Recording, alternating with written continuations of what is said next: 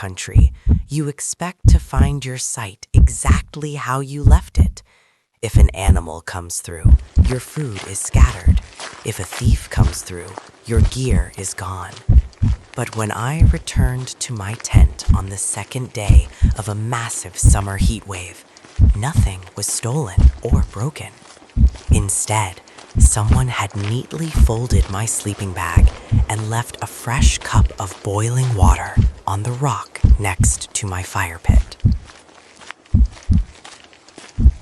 It was late July, and the temperature had peaked at 38 degrees Celsius. The air in the forest was so thick and humid, it felt like breathing through a wet towel. I had hiked 5 miles off the main trail into a dense, unmarked section of the valley. I wanted complete isolation for the weekend. No cell service, no other hikers, just me and the trees. I set up my tent in a small clearing surrounded by massive, ancient pines. Because of the extreme heat, I didn't bother making a fire the first night. I just ate a protein bar, unzipped all the mesh windows of my tent to let whatever faint breeze there was blow through, and fell asleep to the deafening hum of the summer bugs. The next morning, I left my campsite exactly as it was and went for a long hike to find a river I had seen on my map. I was gone for maybe 6 hours. When I finally hiked back into my clearing around 4 in the afternoon, the heat was at its absolute worst. I was exhausted, dehydrated, and just looking forward to collapsing on my sleeping pad. That was when I noticed the cup. I had left my aluminum camping mug unwashed near a tree stump. Now it was sitting perfectly in the center of a flat stone near my tent. Steam was rising from it. I stopped walking. My brain struggled to process it. I touched the metal rim of the mug. It was scalding hot.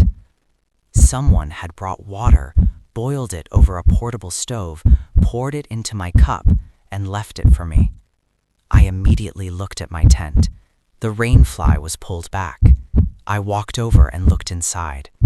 My messy, crumpled sleeping bag from the night before was now perfectly smoothed out and folded into a neat square at the head of my mat. My boots, which I had kicked off near the door, were placed side by side, toes pointing outward.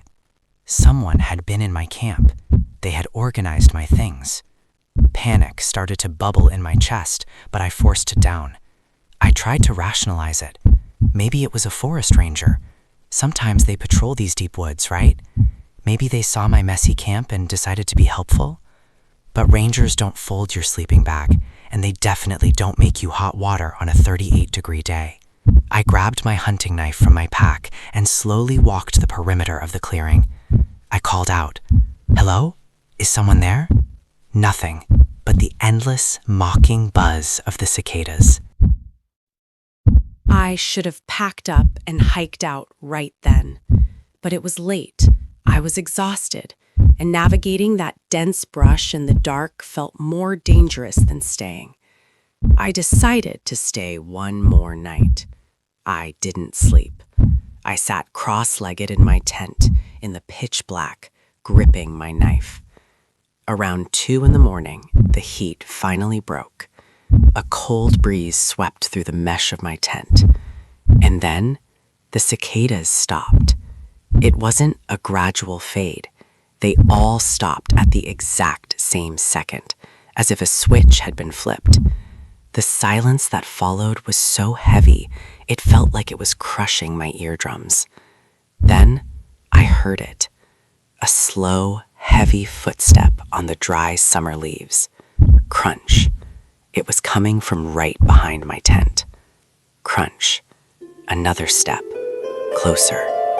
I held my breath. The footsteps stopped, inches from the thin nylon wall, right behind my head. I could hear the faint, wet sound of someone breathing through their nose.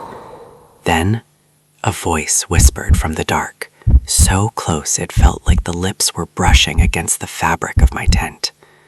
"You didn't drink your water."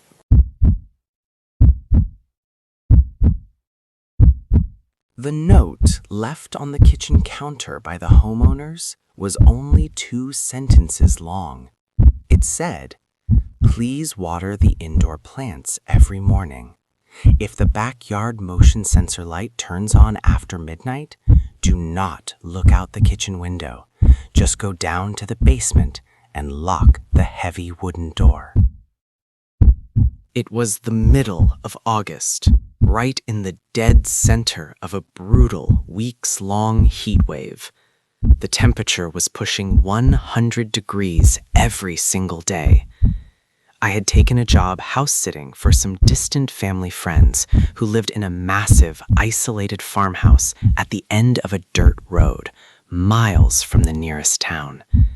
I figured it would be an easy way to make some cash and get some quiet time to myself. But the house was suffocating. The central air conditioning had broken on my second day there, and the repair company couldn't come out for a week. So I was relying on a few cheap oscillating fans to keep the air moving. By my 4th night, the heat was inside the walls. The old house groaned and settled constantly. I spent most of my time in the living room, wearing almost nothing, drinking ice water and trying not to move. I thought about the note on the counter a few times, but it felt like a weird joke. The backyard was just an endless stretch of tall, dry summer grass that faded into the dark woods. I felt completely alone, and in a house that big, being alone starts to feel heavy. It was 2 in the morning. I was lying on the couch, drenched in sweat, staring at the ceiling in the dark.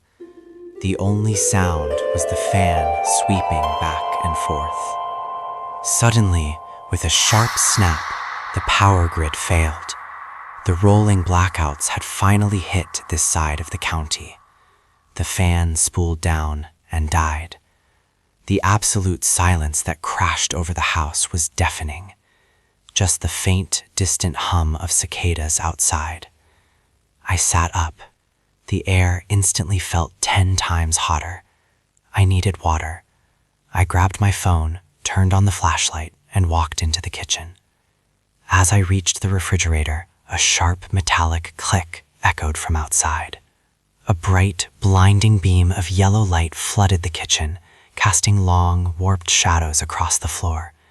The battery-powered motion sensor light in the backyard had just been triggered. I froze. The light was so bright it illuminated the dust floating in the stagnant air. My heart started pounding against my ribs. I remembered the note. "Do not look out the kitchen window." I told myself it was just a raccoon or a stray dog wandering through the tall grass. It had to be. I kept my eyes glued to the floor. I didn't look up. I forced myself to walk toward the hallway that led to the basement door. My bare feet stuck to the warm hardwood floor. I reached the basement door, turned the brass knob, and pulled it open.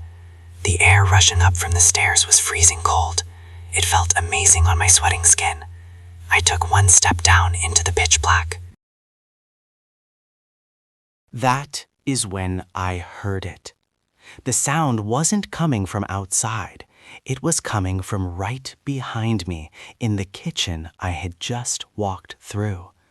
It was the wet, sticky sound of bare feet separating from the hardwood floor. Peel, step, peel, step. Someone else was inside the house. My breath hitched in my throat. I stood frozen on the top step of the basement, my hand trembling on the doorknob. The footsteps were slow, unhurried, and moving purposefully away from the kitchen window, walking toward the hallway where I was standing. My mind raced. How did someone get inside without making a sound? The windows were all locked. Then the horrible realization hit me like a physical punch. The motion light in the backyard wasn't triggered by someone trying to get in. It was triggered by someone who had been living down there in the freezing cold basement this entire time, climbing out the ground level cellar window just so they could circle around to the back of the house and look at me through the kitchen glass. The note didn't tell me to go to the basement to keep me safe. It told me to go down there so I would lock myself inside with whatever they were keeping down there. The wet footsteps stopped right at the top of the stairs, directly behind my back. I could smell damp earth and copper. A voice, raspy and completely devoid of emotion, whispered directly into my right ear. "You didn't look, did you?"